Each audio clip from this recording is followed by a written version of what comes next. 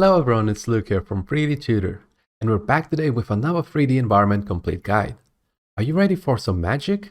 Well, we have something special for you today that'll transport you to the wizarding world of Harry Potter. I'm happy to show you the type of a fan art work for a stylized miniature scene. It is a Quidditch arena created using Blender, Substance Painter, and of course Unreal Engine. Fun fact, the game itself was made using Unreal Engine 4, which is a great engine, but the fifth version is the one that has lumen lighting, nanite mesh optimization technology, and I was just curious how it would look like in its own style. So if you're just as into Harry Potter and its new game Hogwarts Legacy as I am, then stay tuned as we'll take you through the entire process from start to finish. I'll be honest, I've just started playing the game and I was having a blast with it.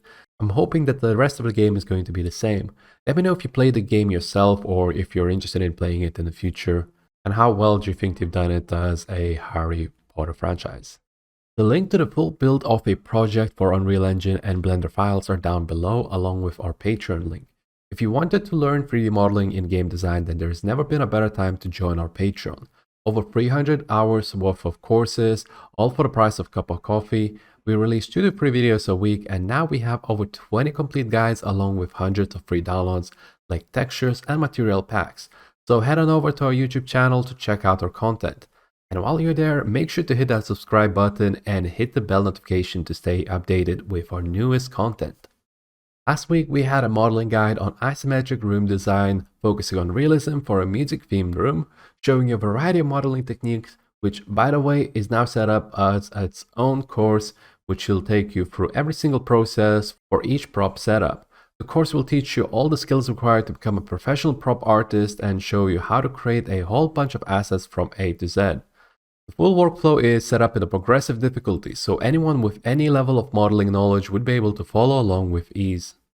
But anyways, enough with all of that. What you're here for is the guide and how we created our Harry Potter themed Quidditch miniature. So without further ado, let's get started.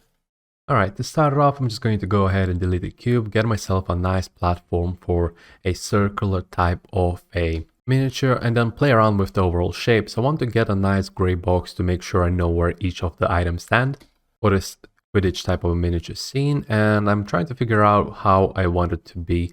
I didn't want to overcomplicate it in regards to multiple towers. I wanted to exaggerate some of those shapes to make sure that it looks memorable, but at the same time we also have a simplified look out of this entire shape. And after getting the base out of the towers for the shape, getting a ring for the middle section, and I wanted to break off the overall miniature. I wanted to get like a nice symbol for Quidditch. I still haven't decided how I'm going to make it or set it up. So for starters, I just grabbed a very simple type of a shape for a kind of a shield look, and I'm going to work on a crest later on. And yeah, I realized that afterwards the audience area isn't quite there. It's just going to be too short in regards to the ring itself. So I made a second ring and then left it as is. I wanted to get a bit more of a shape out of those towers as well. I realized there's a frontal section, which was pretty lucky for me because I was able to use that to get a nicer overall type of a look. Again, it's just a silhouette for starters, so I'm not too worried in regards to that. I'm just making sure that the silhouette is looking quite nice from different angles and whatnot. And once I was happy with that, I started working on a bit more of an interesting modeling shapes. So I'm still trying to figure out how the viewer area is going to look like. I wanted to get a bit more of an elevation, so I realized that the outer ring is going to be a bit higher up. And throughout the scene, you'll notice that I'm using a pure ref, referencing out of multiple images to just show you how it looks like. I have a second screen. I usually have that placed in on another screen, but just for the sake of a video, I wanted to keep it within a single monitor. And that actually caused me a lot of issue because sometimes I want to use some options in a program, so I have to move it in between back and forth, and that actually got me a little frustrating throughout the times. So you'll see me moving around that reference box, the overlay back and forth. But yeah, because it's pure ref, it's actually really easy and simple to do. So it wasn't that much of an issue. But because this video is sped up, you might notice that it goes back and forth. So I hope that doesn't distract too much in regards to the video.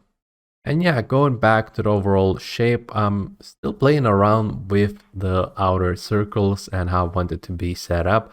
I'm trying to figure out how I want the towers to be as well, and I got a bit of an archway underneath just to kind of break off the overall shape.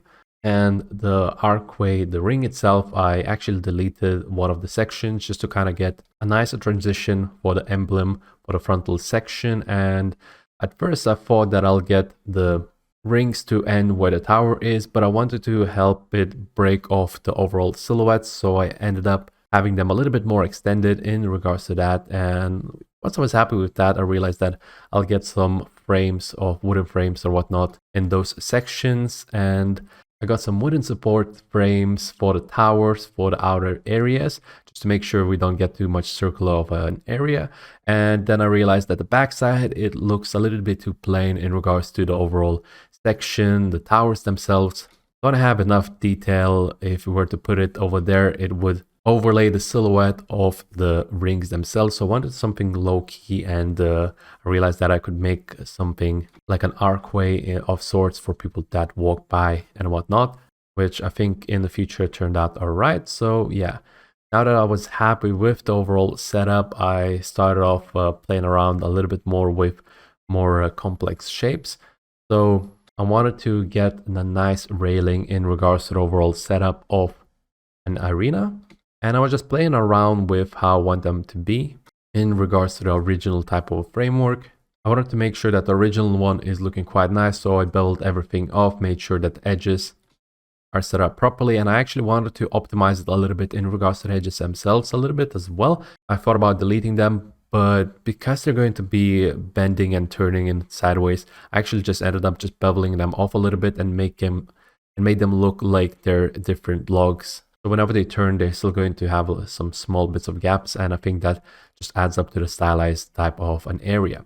And yeah, once I was happy with the framework of the original type of a railing, I ended up using it in regards to just grabbing a nice curvature. And the way I did it with the curvature, I actually just grabbed an edge loop of the arena, and I converted it to a curvature, and that way it gave me a nice kind of a ring around it that I was able to put it on top. But I still played around with overall shape. I just made sure that it fits in nicely, so I made use out of the proportional editing to kind of squish it in where I wanted it to be in regards to the overall shape, which turned out quite nicely. And yeah, after playing around with the overall shape, I got the inner ring as well. This one was a little bit smaller, but I was able to readjust it and get a nicer type of a result because it was still within a curvature type of a shape. And I was using a ray mesh modifier that just filled in the overall type of a curvature. I was able to scale it in and keep that nice same pattern without changing the overall scale of the railings. So that was quite nice. And once I was happy with that, I just straight up converted it to a mesh, since I knew that I'm not going to be adjusting them anymore. But usually if you're not sure that you want to adjust the mesh or not, I recommend you leaving the modifiers till the very end, and then afterwards you end up changing everything and applying all the modifiers so you could start texturing process and whatnot. And yeah, once I was happy with that, I ended up playing around with our sitting areas. I wanted to make sure I get it in a similar manner as I had the ring area. So I made sure that the shape of the overall seating area is somewhat the same in regards to its thickness, in regards to the steps, so it wouldn't look that the pattern doesn't look too off. And yeah, once I was happy with that, I wanted to get a bit of an extra shape in regards to the tower as well.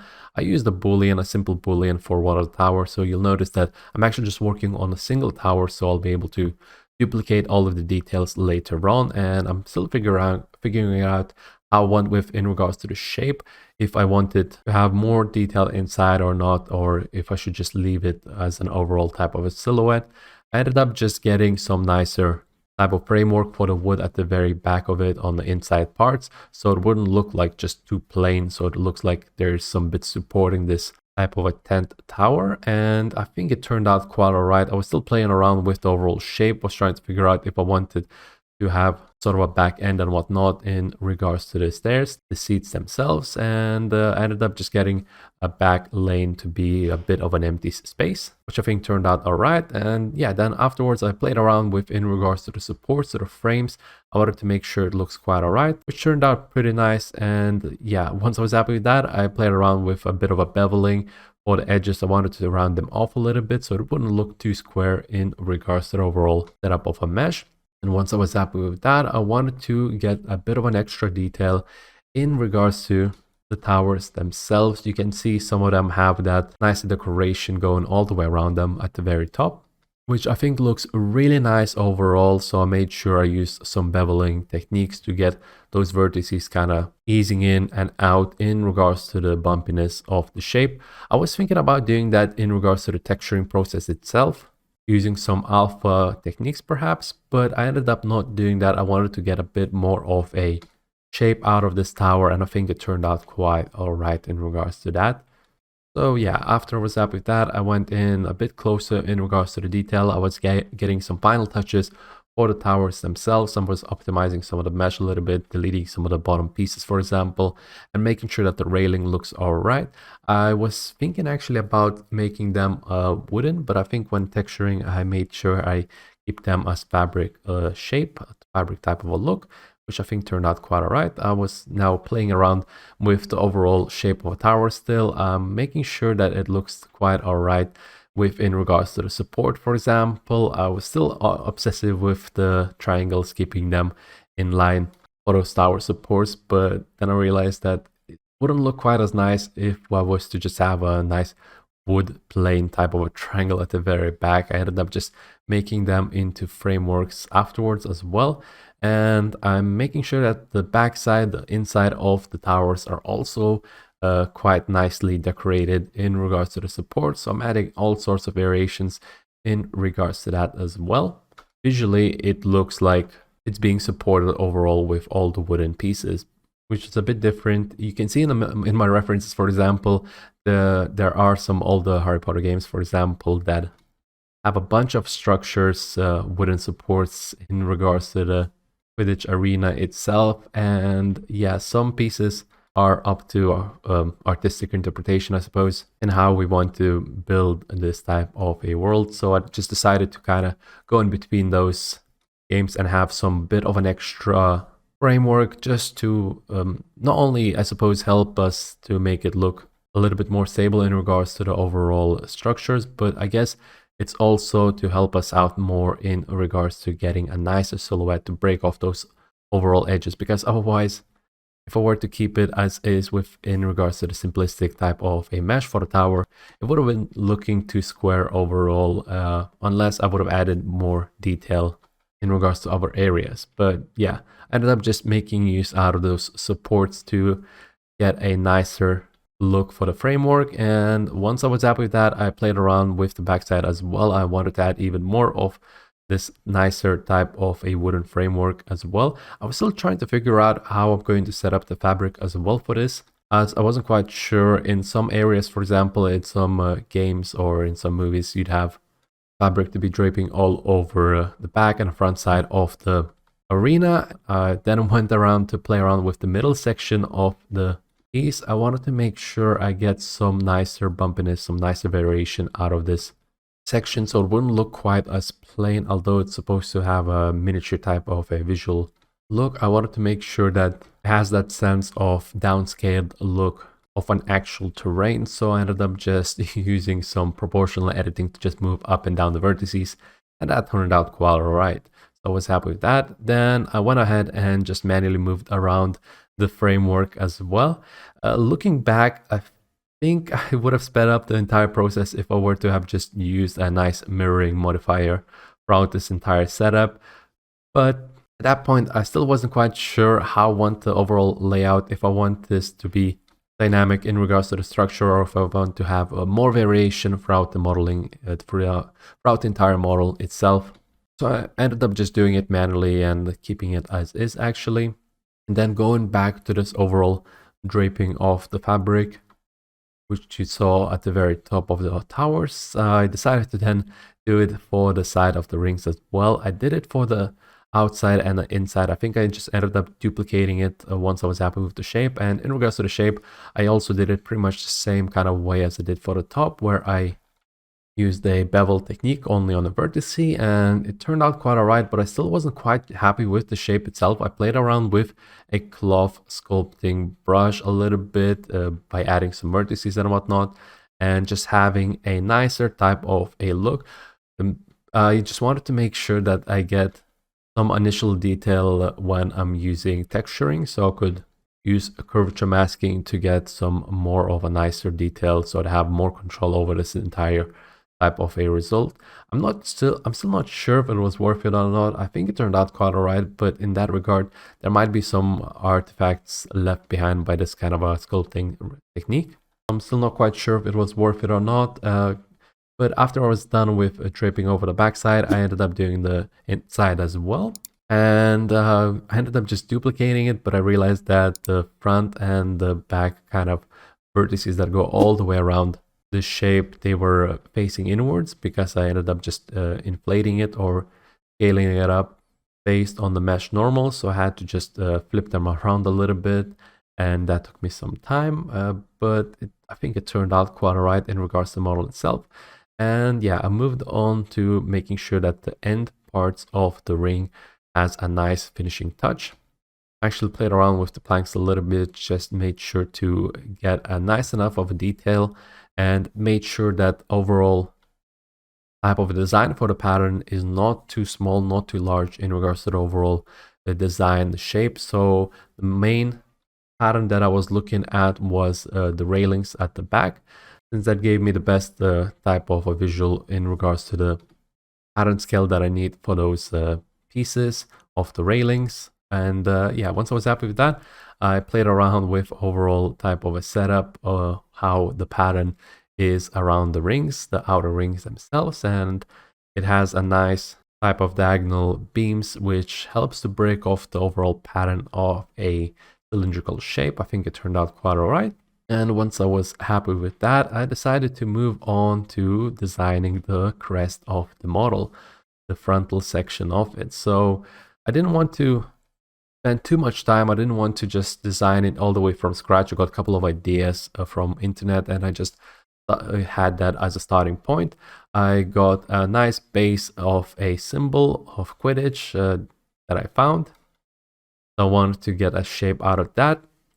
I also wanted the wording of Quidditch to be visible as well, so I got that in as well. I played around with the fonts a little bit. Wasn't still quite sure what kind of font I want to use. I wanted to have a nice scribbled type of a fancy lettering for that, so I think I found a pretty nice one for that. I don't remember what it's called at the moment, but yeah, once I was happy with the font, I went on to model the simplistic symbol itself, and I got the image as a reference. I just ended up more or less tracing it over, just trying to figure out how I wanted in regards to the depth itself. So for example, I wanted the wings to be a little bit thinner in regards to the main centerpiece, so it would have a bit more depth in regards to that. And I ended up just getting it as a second mesh for that. I ended up just tracing over one of the wings in regards to extending the vertices all the way around. I filled in the shape in the middle section, and I actually connected those pieces together, since I realized it's not worth to have a separate depth. But I did do the rings at the back at a thinner pieces, so it would look a little bit better in regards to the overall setup. And looking back, I could have actually tried to have a bit more depth in regards to the rings themselves as well. Perhaps I could have had some of those rings have a different volumes in regards to their heights, have more variation, but I think overcomplicating it is always easier to do, and it's always but I think overcomplicating it is always easiest to do and hardest to fix. So I just ended up leaving it as is, and I think I left it overall. I'm still not quite sure how the overall logo I want it to be. So I just got a nice border, and I was pretty confident that I'll be able to finish this off within the texturing section as well, as I didn't want to just have an entire piece just to be modeled around. Sometimes you just have more control over the detail within in regards to having some alpha stamps and whatnot. So yeah, I just got the main pieces to be modeled out within this symbol and ended up just leaving it as is. Later on, you'll see me coming back to it and actually extending the wings so to be able to break off the shape of the crest, which will turn out quite nicely. You'll see that in a bit. For now, though, I went back to the back section actually and was trying to get myself a nice back exit, and I think, yeah, I was using a Boolean type of operation just to kind of cut out the main shape, which, because it had like a lot of pieces within it, I ended up just needing to delete some of those pieces manually. For example, for the cloth area, I think it turned out quite all right, and I wasn't too worried in regards to how to connect because I was using some framework afterwards to get nicer beams or where the exit is. And yeah, I was just getting a nicer overall shape out of this, and I realized that I should probably duplicate the overall section of a framework just to reuse it from towers that I already set up. So I did just that. I made sure to just mirror it to the other side, and that gave me a nice base setup for the framework of that exit. I think it turned out quite nicely. And yeah, I was playing around with the back exit as well, the back side. Wasn't worried about it too much, but when I'm going to do some turntables, I just got to make sure that it has enough detail in regards to the overall setup. And then I realized that when working on the backside, we need a way to block off the entrance somehow. Otherwise, it's just going to look like an empty hole, and it's going to have some nice light shining through, but it's going to mess up our overall composition, since that brighter area is not going to have anything there. So it's just going to look a little bit off-putting throughout this entire piece. So I ended up just making a couple of doors for that. I think it turned out quite all right. I made sure to just have enough way of blocking it through. I wasn't too worried in regards to the spacing itself. I think I left some gaps at the very bottom and top, which I wasn't too worried about that. And yeah, once I was happy with the overall setup of the environment, I then started doing some smaller prop texturing. I wanted to get a nice broom going, flying all the way around the miniature setup. So I got some references from the game itself, and there were some nice broom variations actually. I wasn't quite sure which one I want. I did like the one that's flaming. I think it looked quite nice burning with the effect. I'll have to worry about how to set up the particles themselves later on though. For now though, I'm just focusing on getting a nice shape out of it as well. And I got a nice framework shape out of this broom, so I started modeling in regards to its reference. I got a base shape out of the sitting area with just a knife tool. I extruded it to get a nice saddle type, which turned out quite all right. And yeah, once I was happy with the overall shape, I realized that some of the pieces, for example, like the bit under the saddle, could be set up with some nice texture. And I think during the texturing process, I didn't end up doing that. I just wanted to keep a nice simplistic type of wood setup. But yeah, making sure that the overall shape, the silhouette of a broom that I use as a reference is set up nicely. I made sure to use a curvature, for example, for the front piece to get a nicer decoration out of it. Because otherwise, getting that nice type of a spiral would actually be quite difficult. Yeah, I made sure that they are separate objects as well, so separate pieces, so I'll be able to easier mask out the parts when texturing. And I think throughout this entire setup, during this type of broom modeling, I had to basically guess where the shape would go in regards to how squished up it is from the top-down view, for example. I only had a side view reference, so I had to just guess that some pieces, it wouldn't just look like a completely roundish type of a broom. I had to squish up some pieces, which I think all in all turned out all right. Now, for the backside of the broom, I was trying to figure out how I'm going to set it up. I was actually a little bit worried when I was doing that because I wasn't sure I'd be able to pull off that type of a detail. Luckily, after just checking out some of solutions, I realized that it wasn't much of a troublesome type of a situation because I ended up just using hair particles to get nice spread throughout the broom. I just had to make sure I play around with the setup afterwards to get a bit more control out of it. I converted it all into just vertices, which turned out quite nicely. And I think I ended up deleting half of it because I realized that it was a little bit too much in regards to the amount of detail the broom has. And once I was done with that, I used thickness modifier to get a bit more of a three-dimensional type of a shape.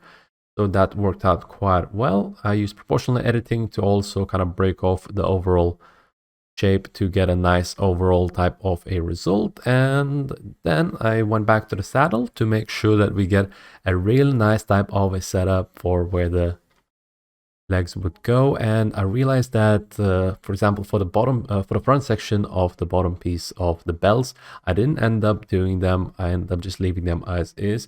The main reason for it, I was actually considering about modeling them, but when it's going to be flying around the entire section of this environment, if they're not moving, they're going to look really off for the overall broom. So I ended up just figuring out that it might as well not be part of this type of a broom, just to help us sell it in regards to the motion itself a little bit more. Plus, when it's going to be in motion, it's not going to be quite as obvious whether or not it does have the bells, as this broom is going to be blurred out a little bit throughout the rendering part.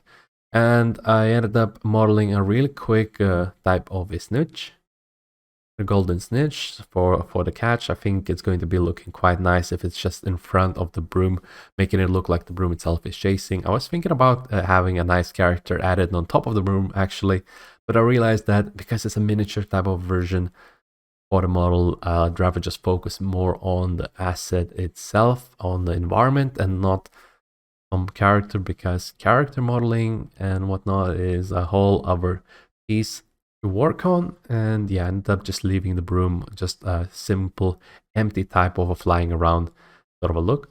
And yeah, going back to the crest, I got a real nice shape out of it with in regards to wings sticking out a little bit. I realized that it was looking a little bit too flat, so I got a lattice to kind of bend in the overall shape for it to go around the overall circle cylinder, which I think turned out quite alright. I actually went back a little bit, play around with the frame a little bit more just to make sure it looks quite nice.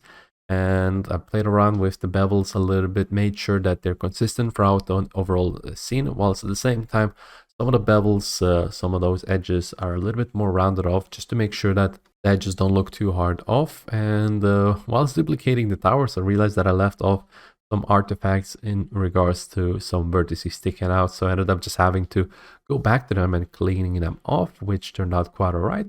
Then once I was happy with it all, it was time for the optimization part for the setup of materials, making sure I'm assigning them nicely, making sure I'm setting them up, preparing for the texturing part. So I deleted some parts where they're not going to be visible underneath the platform, especially because it was such a huge chunk of UV and I didn't want to unnecessarily make use out of that. And once I was happy with that, I had to make sure I split them off in regards to the material. I was just kind of eyeballing in regards to the density of the texture itself.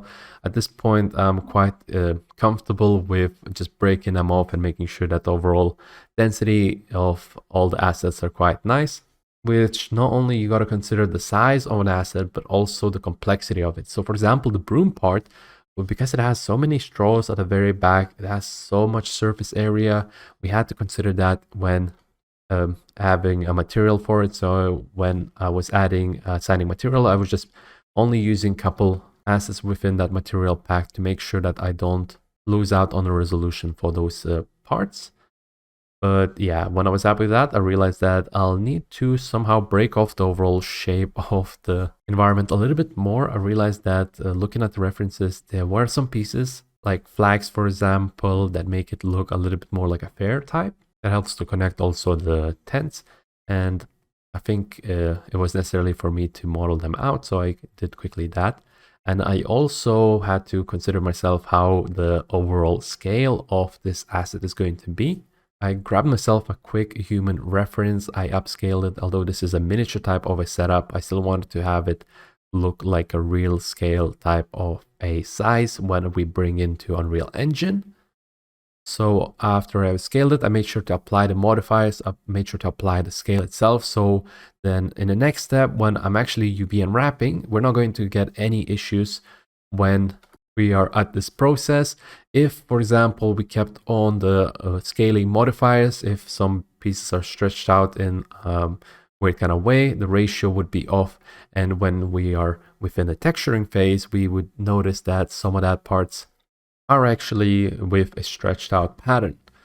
So yeah, once I was happy with that, I just had to export everything out as FBX and then move on to the Substance Painter, which, speaking of, there was a new version of Substance Painter. I found out about it through one of the commenters, and I didn't realize that before. It was actually like a month old or something of the sort. It was quite a while once they updated, but I was so focused on the work that I didn't realize there's a new type of section within baking mode, which actually, after looking at it, it's not too much different. It just adds a bit of an extra on top of it.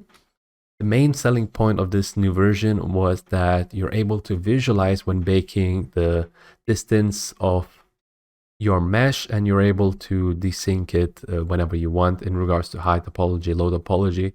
Unfortunately, I wasn't able to make full use out of this because I was having only low topology within this type of texturing setup.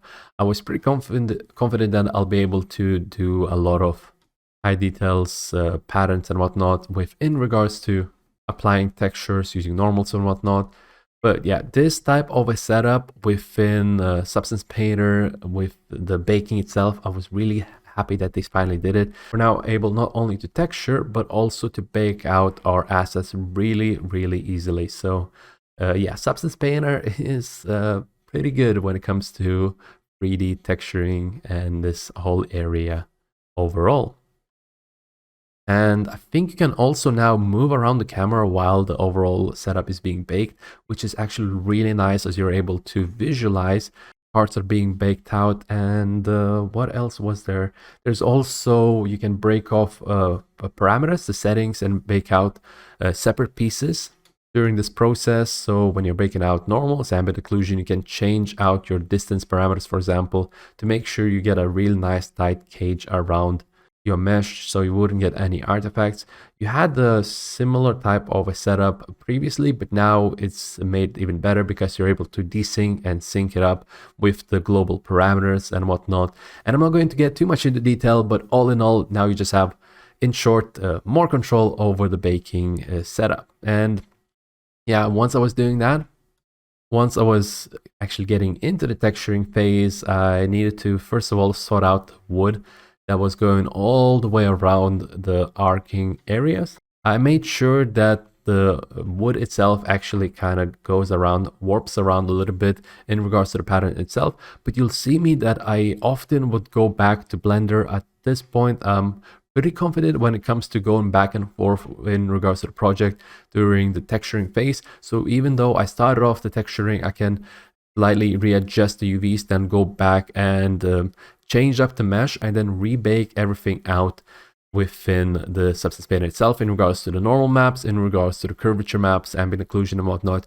which is going to be helpful when I'm going to be setting up smart materials that uses all of those masks as well. But sometimes you'll see me that I, for example, when the UVs are going the wrong way, I just do it manually because it's faster. It's not worth my time to just switch it over to Blender itself to kind of go back and rebake all of those textures. In other cases, when it is with the arcway, for example, of this wooden ring, it was just too many parts where the wood was going not in the wrong way, and I was kind of getting tired on masking everything out. I realized that it would take me too long to set that up, so I realized that just getting a nice type of a baking result is going to be faster instead of just manually rotating everything out. And yeah, as for the backside, I was still trying to figure out at this point whether or not I want to have a fabric or not, or if I want to just have a concrete type of a look out of this wall. I was playing around with the overall setup. I wanted to have it a bit more kind of a medieval type of a look. So I had a real nice type of a small material for a clay type of a look with a low type of a setup for a pattern that has like layers and layers stacked on top of one another. And yeah, you'll see me that now started to do the fabric. Originally, when I was doing the pattern itself, I actually just wanted to do like a Gryffindor base type of a miniature to make it look like it's a sort of a trophy for this type of a piece. But then I realized that it wasn't looking quite as nice. I ended up changing up the colors a little bit, as you'll see me doing that in the future. But still, when I was working with this, I had to make sure that the pattern is looking quite nice. I only did stripes using some projection to make sure that they're consistent throughout this entire scene, since some of the parts were broken up into multiple materials. I had to make sure that the patterns are consistent. And once I moved on to setting up the broom, you'll see me that I actually went back to Blender, that I realized that I didn't actually have a hinge duplicated on the back side as well. It was only on the right hand side and not the left hand side, so I actually had to make sure I go back and fix it and rebake this particular broom in regards to the normal maps and ambient occlusions and whatnot. I then went ahead and applied a nice type of a metal, which I had a smart material for. It has some cavity masking, it has some ambient occlusion masks, it has like overlays of roughness. And although it looks quite nice, it is a simplistic one type of a metal material. It's primarily focused on a stylized type of environments, which I was a little bit worried in regards to the detail itself, because if you look at a wood, for example, you notice that it has a lot of texture pattern detail. But I ended up just messing around with the roughness type of grunge masks for it, and that gave me some real nice results. Most of the techniques you'll see here can be found within our online courses, so just showing off new and interesting ways to make use out of those, basically. And yeah, once I was happy with that, I just also had to make sure I add an emissive texture map on top of it for the backside of the broom, just to make it glow. You'll notice that I messed around in regards to the variation of the emissiveness, but I didn't touch it too much in regards to the overall setup. I also made sure to have a black texture map because it works best when there is a dark texture map. Also, it blends it nicely to make it look like it's charred, the backside. And although it doesn't look like it's quite glowing, I was pretty confident I'll be able to make it glow when I'm setting it up within Unreal Engine, because the multiplier is really nice to set that up. Because with some help of a multiplying values for the emissiveness, it's actually quite easy to control the glow of that end broom part. And yeah, when I was happy with that, I went with the texturing for the Golden Snitch. You'll notice that by default it was quite plain looking. I was pretty comfortable that I'll be able to add some basic type of a texture detail just by sculpting some parts out using masking techniques and just changing up the height value, which turned out quite alright actually. I played around with the wings a little bit more to make sure I get those nice type of wings. You'll notice that the wings that I'm doing are actually quite a bit more simplified, but I think it turned out quite alright. I didn't want to add too much detail for this part because I'm planning to have them move a little bit. I'm still not quite sure how I'm going to make them move at that point, so I just added just enough detail, and you'll notice that it's only visible from one side as well, as I'm going to be making them two-faced basically, so the texture is going to be visible from both ends, and that helps a little bit with in regards to performance. So we're going to have too much in regards to the mesh density for the movable parts.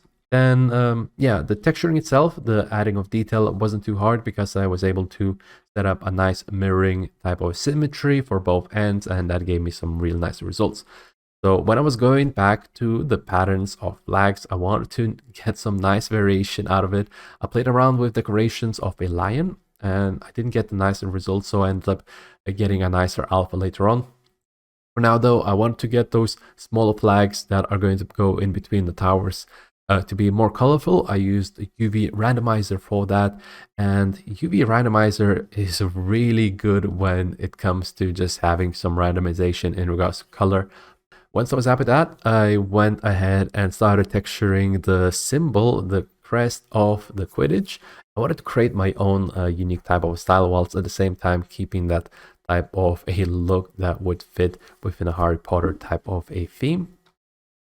So I added a couple of stars. I added some alphas that I had previously. Actually, I think I used the wheat type of an alpha, which actually turned out quite alright. I was considering that maybe it's not going to look good, but it turned out quite okay.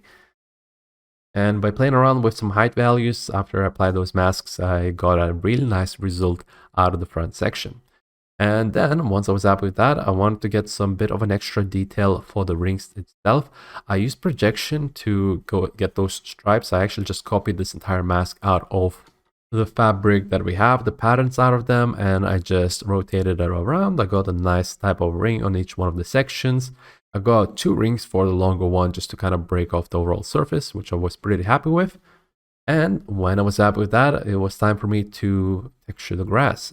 For the grass itself, it was a bit different. I had a really nice type of a texture, which looks pretty good, but I actually it wasn't set up as a pure type of a seamless texture, so it was hard to break off the seams. But by playing around with the scale and whatnot, I got a nice result. Then I wanted to get that kind of Quidditch look in regards to the middle section, in regards to all the lines, and I ended up getting some real nice results with just playing around with projection. I just got some circular shapes. I deleted some parts and whatnot, added some in, and yeah, that gave me some real nice result. Then when I was happy with that, I used some warping filter to kind of blend it in nicer with the grass that was underneath it. I think it turned out quite all right. And of course, I had to add in those bit of a sandy areas. Of course, this is a miniature version, so it wasn't quite as nice looking in regards to the proportions, but I think it was needed to just get that nicer type of Quidditch theme. And afterwards, at this point, I was still thinking about it being just kind of a Gryffindor type of trophy. I wanted to make sure that it looks apart. I wanted to make sure that we have a bit of a platform at the very front that says Gryffindor. And although later on you'll see that I'm changing up the colors, that Gryffindor font actually stayed still behind. I found a real nice font on the internet that I was able to make use out of it, that I was able to stamp it out, and I just used warping to kind of warp it to the platform itself. Although it's not quite as visible because of the symbol itself, when it's like rotating around this environment, you'll see that there's some nice text behind it. So I think it's a nice type of a detail for the overall type of a environment. And once I was happy with that, I was playing around with the platform itself. I just got a nice type of a setup, like a metallic touch with some roughness variation. I think it turned out quite all right. I didn't touch it, but then I realized I'll need to add a bit more of a detail later on. So for now though, I went ahead and started texturing the towers. As for the towers itself, I was considering about just having one variation of a tower and then duplicating it in regards with the overall UV type of a setup. I was considering that, but I wasn't still quite sure how I'm going to do that for the environment itself, if I want to have more variation throughout the towers or not. And if I want to have more type of pattern variation or whatnot, I ended up actually just making use out of unique UV variations in regards to the material. But now you'll see me that I'm actually struggling with setting up those patterns. Luckily, I knew a little bit about projection, setting up for alphas. So I was able to get some nice stripe patterns throughout the towers itself. I was able to project it individually using cylinder projection, which works wonders when you want to have like a roundish type of a pattern covering up your asset. I think it turned out quite all right. I was then texturing in the lions. I got a nice lion type of a pattern, which gave us that nice type of a touch for Gryffindor. Of course, we had to include that in. We couldn't just leave in some basic type of stripes. But once I was happy with that, I then realized that I was missing a part of a frame throughout the tent because one part was missing, and I ended up duplicating it throughout the entire setup. I had to manually put in that type of a wooden beam into the setup of our entire environment within Blend itself. Then I had to re-import it in, and yeah, you realize at this point that there are quite a lot of mistakes that I ended up doing, but I end up always just going back and fixing it and not just lazing around and saying that I'm just going to keep it as is. Yeah, in some parts I'm pretty confident when it comes to fixing some of those mistakes. So even when I'm doing the texturing, I just get right into it because I know that even if there is a 3D model type of mistake, I'll be able to fix it right after. You'll see me that I'm still adjusting it for the second part of the towers as well within regards to projection. I'm still adding those lines in. I just use shift to click on one end and shift plus click on another end. That creates a nice type of projection line. I make sure that the lines have a nice spacing, and that gives me a nice type of setup. Looking back again, maybe I would have been able to save up a lot of time if I had set up a nice alpha for projection beforehand for those lines and whatnot. But I still, at that point, I wasn't quite sure what kind of pattern I want, to be honest. I was still playing around with the setup, and now you'll see me that I'm changing up the colors, playing around with the tower colors because it looked a little bit too bland in regards to the setup. I wanted to get nicer variation. When you look at a reference, for example, all of the towers have some bit of a variation in between them. And that's what I was looking for. And once I was done with that, I went back onto the baking setup and ended up just making sure that I fix up all the necessary mistakes. So for example, for the platform, you'll see me messing around with the platform itself because there was a massive square within that area of UV, and I wasn't quite sure why that was appearing there. I wasn't quite sure why I'm having that. And then I realized there was assigned additional piece on top of it, the supporting part of a crest. There was a simple square and I was never selecting it. I totally forgot about it. So I was going back and forth trying to figure it out. I actually brought it in within a separate substance painter type of a setup, trying to figure out what was causing it. And I thought like maybe sometimes there's a second UV map that was just overlaying on top of it, which turned out not to be the case. I ended up just going back and grabbing that support, making sure that it's smaller, and that turned out quite nicely. To break off the overall surface, I ended up just adding a bit of a dirt, bit of a grass in between the edges to have a nicer type of a platform. I think it turned out quite nice. Let me know what you think, the overall type of setup. Usually, it's nice to set up the scene, but when it comes to a platform, you got to make sure that it fits within the scene, as well as it helps us to not take off the focus from the environment. So it has to look somewhat of simplistic, whilst at the same time to be part of that environment, and yet it doesn't need to be overly complex. So yeah, I often struggle with in regards to setting up the platforms. And yeah, once I was happy with that, I went ahead and played around with flags. You'll notice me that now I'm setting it up for the Unreal Engine part. And for that, we got to make sure that all of the assets are actually within a world origin, because otherwise the setup of our assets will be just off-centered when we bring them in.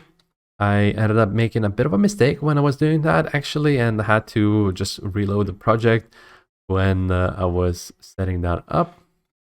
You'll notice that I, for example, split off the parts of a flag and parts of the Golden Snitch, just so I'd be able to make some adjustments. So for example, for the flags, I'll know that I'll need to change up the colors for them to fit it in perfectly within the towers themselves, so it wouldn't look like it's a bit off. And as for the Golden Snitch, I wanted to make sure I moved the wings around, and I still wasn't quite sure how I'm going to set it up. So just in case, I made sure that they're separate meshes. Getting on to Unreal Engine, I needed to straight on import everything in. I wanted to make sure that everything is properly placed within the scene first, just so I could visualize how it looks like. And I got the entire environment within one mesh. Then the rest of the smaller pieces that I know are going to be moving around, and I know I'm going to be placing them around. Small pieces that I know I'm going to be placing around the map are also in there separate. And yeah, once I was happy with that, I got myself a simple master material for the entire setup. I was thinking about creating multiple materials and then creating material instances out of them, but then I ended up just creating one. I got the one with emission. I got parts of a control of color for the flags, for example. It's still not going to be just one for all type of a master material. You'll see me creating materials afterwards for this type of a scene, but for now though, it was good enough for me to make use out of it within multiple material instances. And then I started replacing material instances once I assigned the textures onto it. For the environment itself, once I was done replacing it, I forgot to mention it to you, I did import the flag pieces separately. I made sure to tick on the skeletal mesh for the flags, and that allowed me to make use out of a clothing simulation. And I was actually trying to make use out of it within the flags themselves, within the smaller ones. to get a nice type of a swing, which actually turned out not to work quite as well. If I wanted to make it work for those, I would need to actually weight in the mesh using bone weighting within Blender itself, but I wasn't quite sure it would turn out the scene to make it look much better in regards to the set area. So I ended up just keeping it more or less as a static mesh. I ended up just making sure that the flags, the ones that are going to be on the top and attached to the sides of the towers, they are actually going to look like they have a wind motion using the cloth physics. Once I was happy with that, I ended up just playing around with the smaller flags, attaching it in between the towers, and that turned out quite nicely. Even though some parts, for example, were going into the towers, I was quite happy with the way it turned out. I made sure to create them just a bit longer, just in case I want to play around with the scale and size. And yeah, all in all, because they were going inside of a mesh, they're being hidden quite nicely, so I was quite happy with the result. And yeah, then I started playing around with a color multiplier that I set up within the material.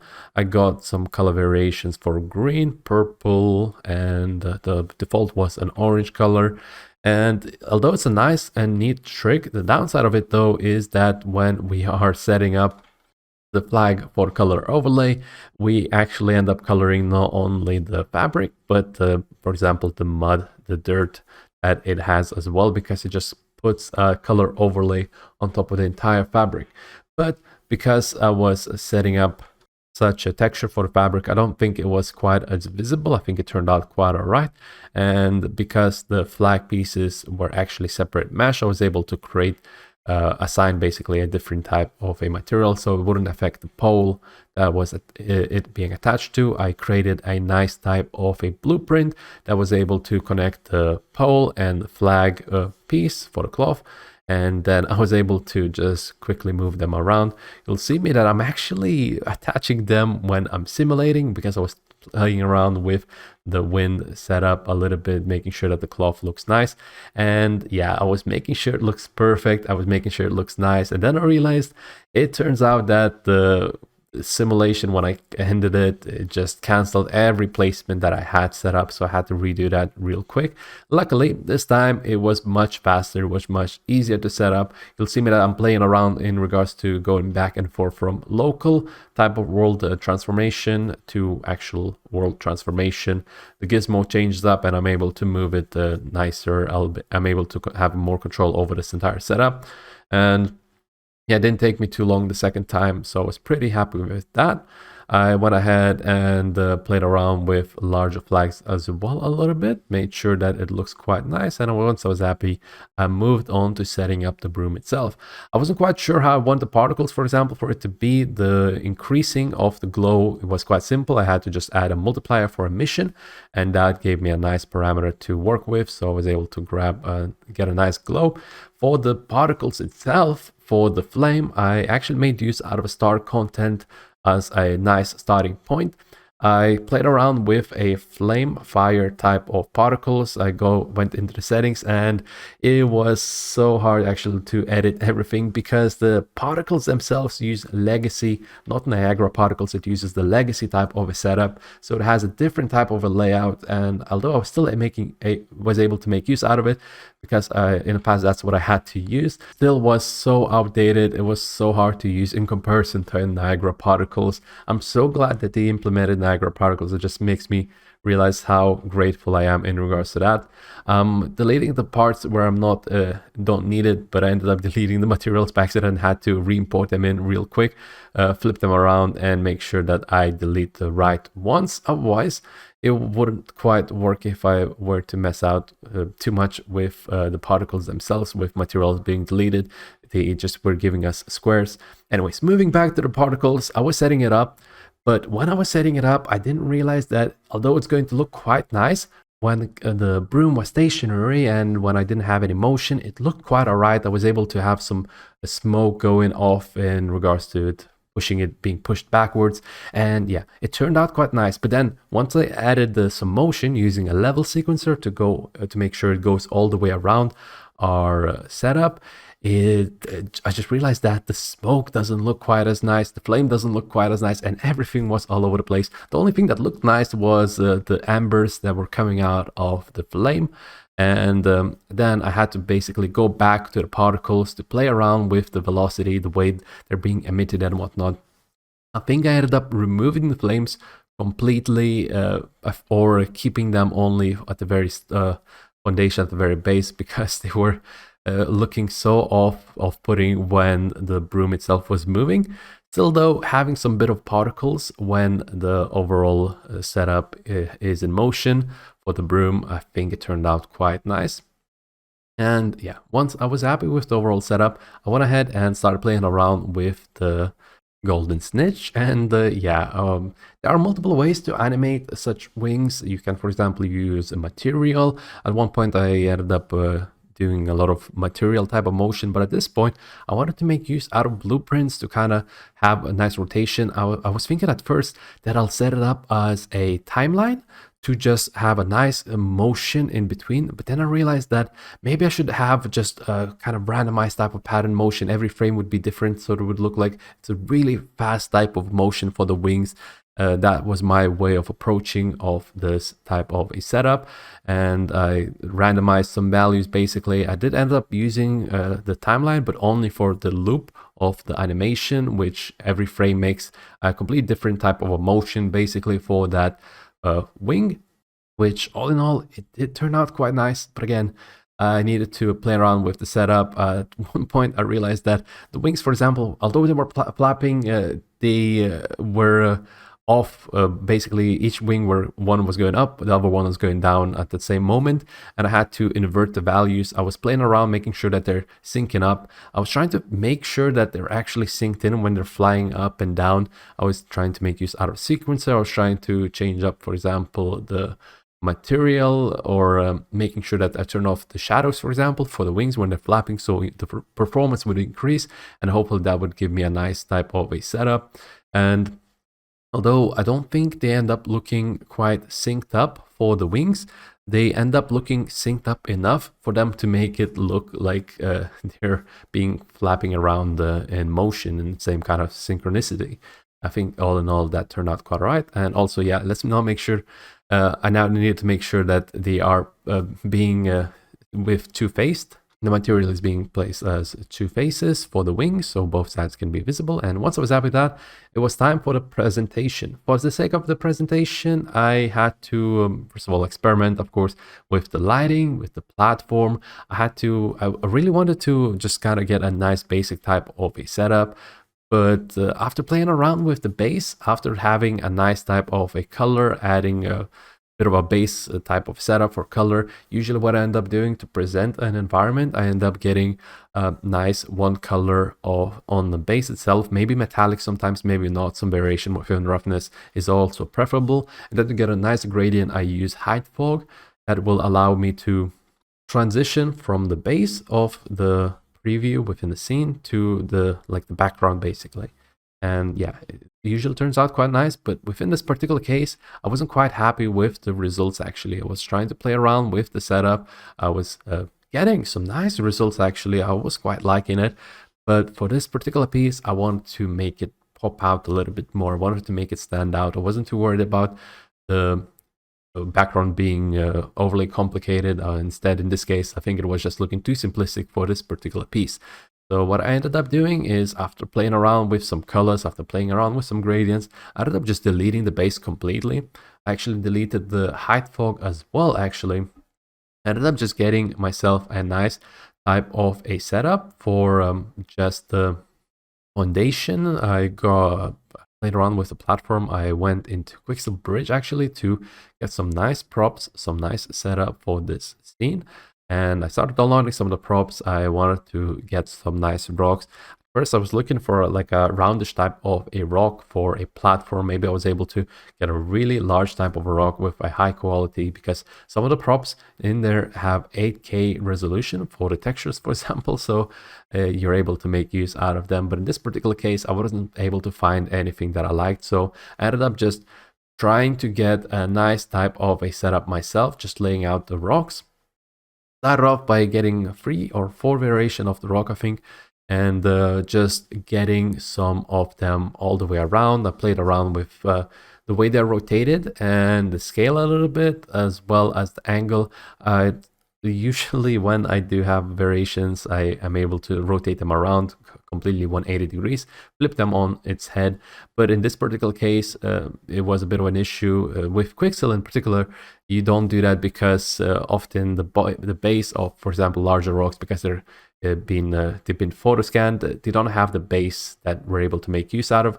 But in this particular case, was also making use out of rocks that have moss on them, so I had to make sure that the moss is faced in the right way as well, so I couldn't have a lot of randomization in regards to the angle. But yeah, once I was happy with the setup, I went back to get some foliage as well. I played around with some trunk to break off the surface a little bit, which turned out actually quite nicely.